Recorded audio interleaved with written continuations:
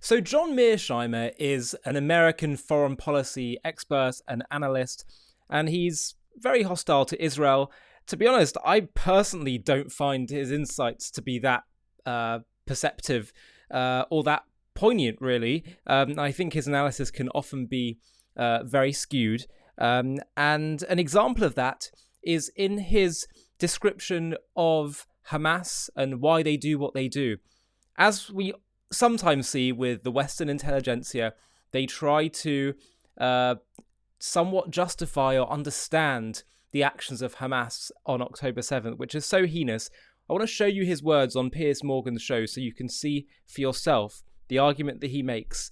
And I would like to unpack with you afterwards why what he's saying is so preposterous and, quite frankly, rather disappointing, given that he's meant to be someone that is an expert of geopolitical affairs. Have a watch. With regard to the fact that Hamas is interested in launching terrorist attacks against Israel, from Hamas's point of view, this makes perfect sense because the Palestinians are basically enclosed in a giant open air prison. And what they're trying to do is, in effect, break out of that open air prison. And one of the ways they do that is through terrorist attacks at Israel. And this, of course, is what happened on October 7th. It's not like October 7th happened in a vacuum. It's not like the Palestinians in Gaza were a bunch of Nazis who were just simply interested in crossing the border into Israel and murdering large numbers of Jews. Yes, it is exactly what that is. It's exactly that they had a Nazi-esque ideology. Anyway, we'll get back to that in a second. Palestinians were basically prisoners in this giant open-air prison.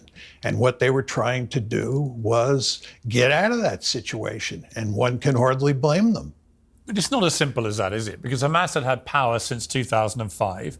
It's pretty obvious now they spent the billions of dollars that were funneled their way in building this intricate tunnel system and in plotting to attack Israel, isn't it? I mean, I think a lot of the people I feel sorry for are the Palestinians who did not want to be under Hamas control, who didn't vote for them, and who could recognize, as many of them will have done, that this was a pathway to madness. And what they did on October the 7th, the sheer scale of it, 8,000 people or more were killed or wounded in that attack. It's one of the worst terror attacks of modern times. So when you say that you dispute their ability to be an existential threat, well, actually, if they carried on doing that kind of thing, and Hezbollah joined in with far more firepower as they have, and Iran believed they really had Israel on the back foot, and they got others involved as well, then it could be an existential threat to Israel. Couldn't it?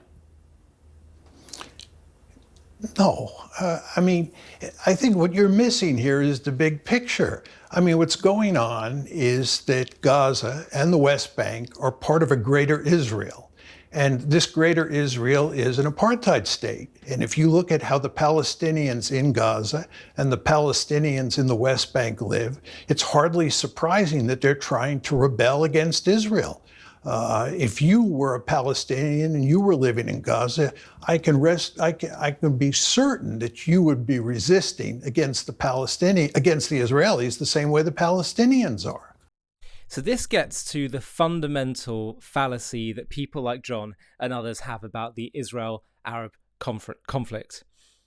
The question of whether their grievance, the grievance of the Arabs known as Palestinians, is legitimate or whether it's actually hatred. He said, you really think they're just Nazis that want to go and attack Jews? I do, actually. That's precisely what Hamas are, modern-day Nazis. And you find that bizarre? Jews have faced eliminationist anti-Semitism throughout all their history, for centuries. I would say to John, if I was in conversation with him, I'd say, John, you talk about the fact that, what do you expect? They're in an open-air prison. Of course they're going to do this. It's just resistance. Well, the first thing I'd ask him is, John, tell me, what happened in 2005? He says that Israel put the people of Gaza in this open-air prison. It's blockaded. What do you expect? What happened in 2005? Israel disengaged from Gaza. No blockade. no occupation, no military presence, no targeting of Arab leaders there. Israel left, gave over all the buildings, infrastructure, the beachfront, the greenhouses, the agriculture. They left and said, go, make your own statelet here. Make a success of it. And then we'll see how that goes, and we can talk again about two-state solution, perhaps once you show us what's going to happen here.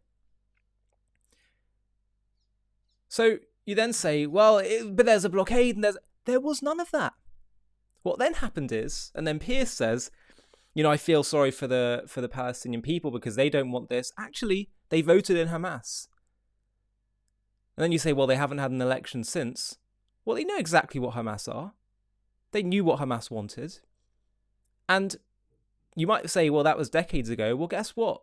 We have from recent polling done by several different Palestinian polling companies, done month after month in the aftermath of October 7th, where we see majority support between 70 to 80% for what Hamas did on October 7th, the genocide that they carried out on October 7th. So it's simply a lie that Pierce is perpetuating and saying that Palestinians don't support Hamas. This is just what the polling tells us. And this really gets back to John's point. He's trying to make it out in the same way that Pierce is to some extent, that the Arabs living in Gaza are simply innocent victims. And he says it's all Israel's fault. And what do you expect? You're getting the chicken and the egg mixed up. Israel left. Israel didn't have a blockade. Israel said, make a success of it. And then they, the Arabs of Gaza and the leadership there, chose death, terrorism, destruction. They voted in Hamas, and since then have been firing rockets and causing terrorism to the people of Israel. And in response to that, Israel had to censor what would go into Gaza to stop weapons. It didn't stop things going in, but it had to censor weapons, had to carry out anti-terror operations, counter-terror operations. So you're getting the chicken and the egg mixed up. It's not that they're resisting because Israel is oppressive. No, Israel defends herself and responds because they have a hateful, jihadist, anti-Semitic ideology. It's the other way around. He talks about, and the occupation of what's happening in the West Bank, or Judea and Samaria, as it is historically known. Again, chicken and egg mixed up. He laments the occupation. There was no occupation in 1967. Judea and Samaria was controlled by Jordan. Gaza was controlled by Egypt. There was no talk of Palestinian statehood. There was no talk of free us, free Palestine from the Egyptians and the Jordanians. There was nothing that John could really say at that point and say, they're just resisting their occupation of the Israelis. And what happened in 67? You guessed it, the Arab countries and peoples surrounding Israel tried to invade and annihilate the Jewish state. By the way, I have to say, even if let's just say it was the case that they had a legitimate grievance, the fact that one could even attempt to argue or excuse what Hamas did on October 7th under the justification or excuse of resistance to occupation. Let me tell you something. If my grandparents and our grandparents' generation, who survived the worst case of mass murder and genocide in human history, the Holocaust, and then went to start burning German children alive, raping their women, etc., etc., I would not say that's justified resistance. So it's disgraceful. It's a disgraceful kind of trying to morally obscure what is really going on. He's saying, you really think they're just a bunch of Nazis? Yes, they're a bunch of people who have a modern day Nazi ideology. And this is nothing new for the Jewish people. And I wonder, does John not really appreciate that? Is he oblivious to the story of anti-Semitism that's perpetuated throughout history? Is he blind? Or is his agenda more sinister? Let me know in the comments. I'd like to know what you think. Thank you so much for watching. To watch another one, click here. To stay up to date with all our content, click here to subscribe. And if you're able to, you can help support JTV to grow and grow by clicking join below this video, where you can become a member and get perks including early access to videos and private live discussions with me. But most of all, you'll be partnering with us on our mission to change the world.